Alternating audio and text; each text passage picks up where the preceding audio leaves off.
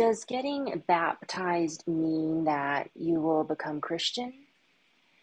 In conventional churches, yes, you'll belong to a religious sect. In our church, we're expanding the definition of what it means to be Christian. Instead of becoming Christian, Christianity is becoming us.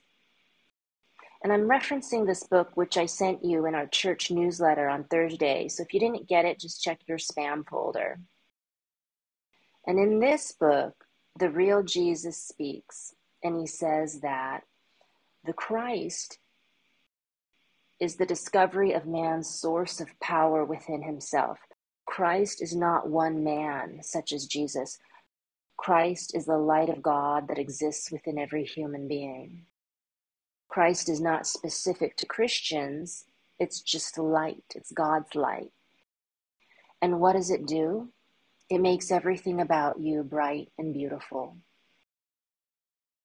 And there's nothing wrong if you want your energy to be dim and ugly, but we're not doing ugly dog contest today. We're doing baptism, which is bright and beautiful.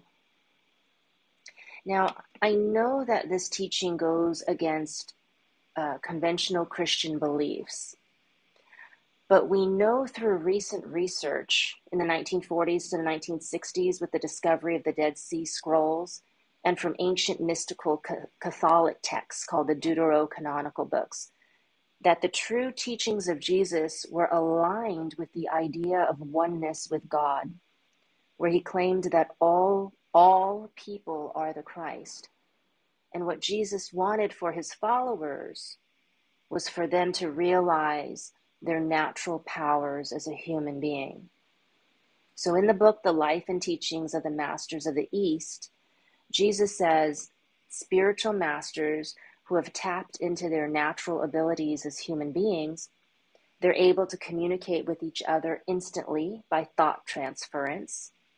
They're also able to call the birds to them and direct their flight while they were in the air, and that the flowers and trees would nod to them, that the wild animals would come to them fearlessly.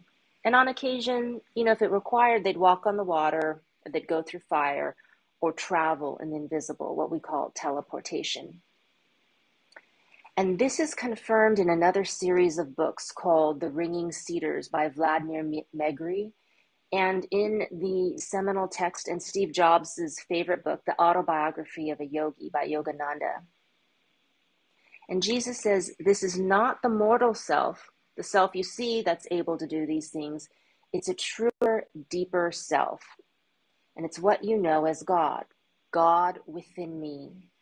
God, the omnipotent one, working through me that does these things.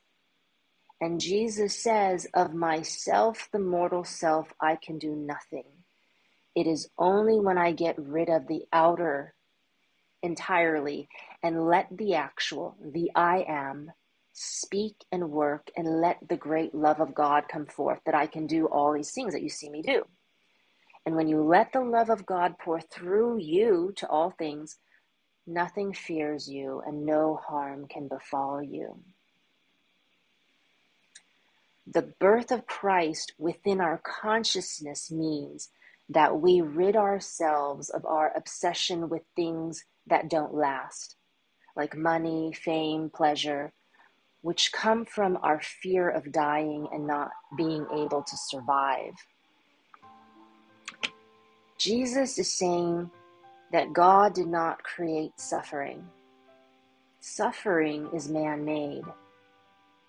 Jesus is saying you don't have to suffer. God does not require you to suffer. But when you choose to suffer, it has great meaning and benefit to you if you do it out of love. And the word baptism comes from the Greek word baptizo, which means immerse.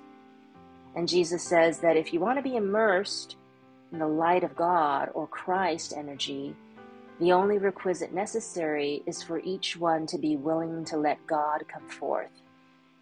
And since you're already God, this is the same thing as being willing to let your true self shine forth.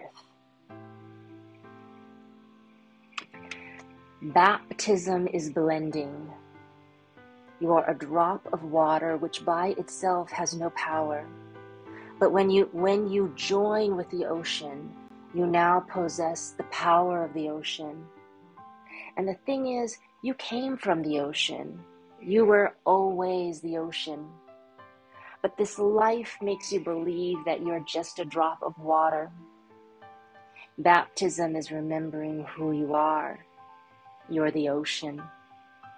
And just through your consciousness and your knowing, your remembrance of where you came from, you are rejoining the ocean and becoming one with its cosmic life force. And from the ocean of God consciousness you came, so shall you return. And now dipped in its healing waters you emerge, fresh and renewed, as both yourself and your new self, the drop of water who has the consciousness and the power of the ocean.